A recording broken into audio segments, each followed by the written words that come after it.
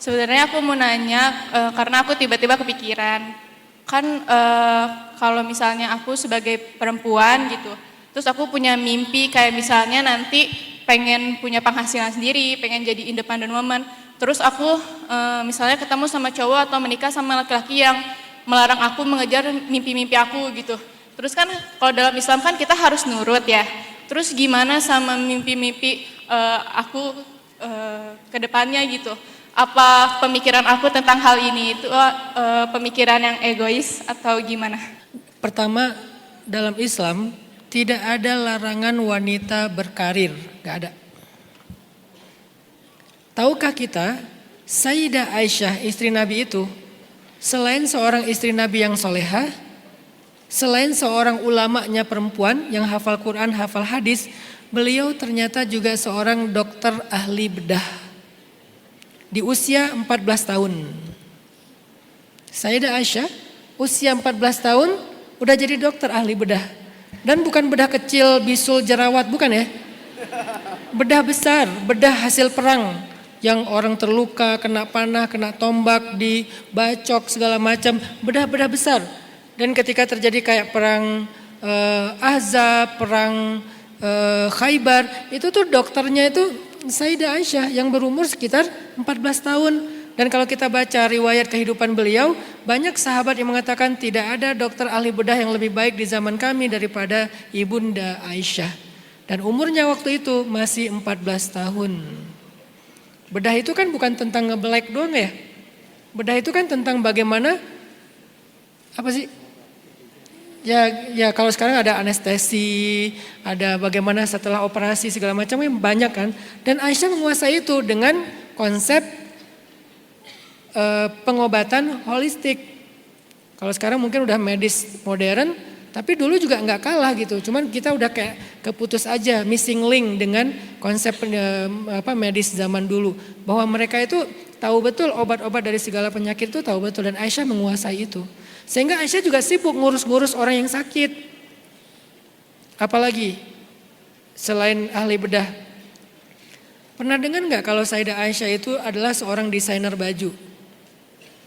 Terutama baju gaun pengantin. Sayyidah Aisyah, desainer gaun pengantin sekaligus yang membuat banyak kayak crown untuk cewek-cewek Madinah yang mau menikah, itu tuh perhiasan pengantinnya itu, dan yang ikut merias semua itu Sayyidah Aisyah. Aktif banget Sayyidah Aisyah itu. Eksis banget, gaul banget dalam makna yang positif. Jadi Rasulullah aja yang menjadi teladan kita dalam keislaman, itu tuh membolehkan istrinya jadi dokter ahli bedah, jadi seorang desainer baju, jadi mua dan segala macam, itu dibolehkan. Dan itu nggak bertolak belakang dengan ketaatan dia kepada suami. Yang dibutuhkan adalah mencari suami yang pengertian.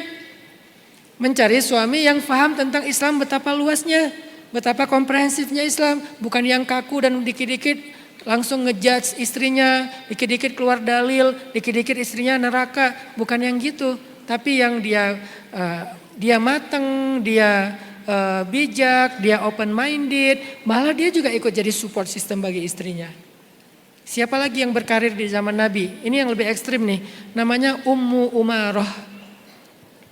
Ummu Umarah itu adalah prajuritnya perempuan di zaman Nabi. Prajurit. Jadi kalau jadi prajurit aja boleh, apalagi dengan karir-karir yang lebih ringan dari prajurit. Prajurit itu kan berat banget ya. Perang. Kalau perang itu kan gak bisa kita milih. Aku ininya sama cewek aja ya, gak bisa. Ketemu musuh cowok, ya udah dia perang sama cowok gitu. Mana ada di medan perang, kita bukan muhrim, sana. Gak bisa di medan perang kayak gitu. Musuhnya ya cowok juga, ya cewek juga. Dia ikut perang di barisan terdepan. Bahkan dalam perang Uhud, Ummu Umarah mengalami 36 bekas luka di seluruh tubuhnya. Gara-gara ngelindungi Rasulullah. Kenapa Rasulullah membolehkan ada perempuan ikut perang bersama beliau sampai luka-luka 36 luka, selain laki-laki juga ikut terluka, bahkan Nabi juga ikut terluka. Kenapa dibolehkan? Itu menunjukkan bahwa itu bukan sesuatu yang dilarang dalam Islam. Dengan berkurangnya referensi hari ini, mungkin sebagian orang sampai dengan kakunya berpikir itu dilarang, itu nggak boleh, perempuan itu di rumah aja. Perempuan tempat terbaiknya adalah di rumah, tapi dia boleh keluar. Laki-laki tempat terbaiknya ada di luar, tapi dia boleh pulang kok gitu. Jadi nggak ada yang kaku banget, nggak ada. Maka Mbak boleh tetap bercita-cita, punya harapan berkarir, apalagi kalau cita-citanya biar lebih kontributif buat umat, buat bangsa, biar bisa jadi lebih impactful buat orang sekelilingnya. Bukankah Nabi bilang khairun nas anfa'uhum linnas, sebaik-baik manusia yang paling bermanfaat bagi orang lain. Tapi masing-masing punya tugas utama. Tugas utamanya perempuan adalah taat kepada suaminya. Dan semoga dia mendapatkan suami yang open minded, sehingga itu tidak akan menghalanginya untuk tetap berkarir dan bermanfaat juga untuk orang lain. Kemudian dia juga punya batasan. Dia harus tahu batasan perempuan itu gimana. Jangan sampai dengan alasan karir akhirnya dia justru mengkhianati suaminya. Muncullah perselingkuhan, muncullah dosa-dosa. Itu gara-gara terlalu larut dalam karir. Ketemu dengan lawan jenis lebih intens daripada ketemu dengan suami. Diskusi dengan lawan jenis lebih deep daripada dengan suaminya. Sering ketemu sama orang lain lebih banyak daripada ketemu dengan suaminya. Ini harus tahu banget nih batasan-batasan ini. Kalau ada masalah cerita ke suami. Nggak ada rahasia dengan pasangan. Insya Allah akan terjaga. Kalau itu bisa dijaga, maka tidak ada larangan dalam Islam perempuan berkarir. Challenge-nya sekarang semoga kita menemukan suami yang pengertian. Seperti Rasulullah SAW.